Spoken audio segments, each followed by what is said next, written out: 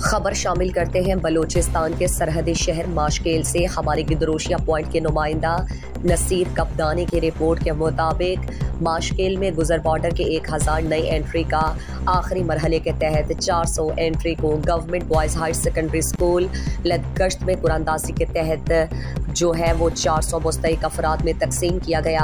FC 73 wing Taftan rifles के lieutenant colonel और assistant commissioner Mashkel Sahibzada Asfandyar, SHO Mashkel Mohammad Qasim, oil committee के मेंबरान सरदार रियाज अहमद रैकी, हाजी मीर समीउल्लाह रैकी, हाजी मीर इमाम बख्श रैकी, हाजी मीर निजामुद्दीन हसनी, मीर सैफुल्लाह रैकी, मीर इशफाक इलाही रैकी, डॉक्टर बशीर अहमद रैकी, मीर नईम रैकी और दीगर मौजूद थे। इस मौके पर FC 73 विंग के कर्नल और असिस्टेंट कमिश्नर और ऑयल कमेटी माशकेल के मेंबरान ने खिताब करते हुए कहा कि माशकेल के लोगों का गुजर बसर बॉर्डर पर मुहित है।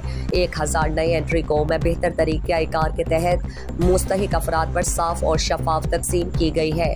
इस मौके पर सिक्योरिटी के लिए FC लेविस और पुलिस के नौजवान तैनात किए गए थे।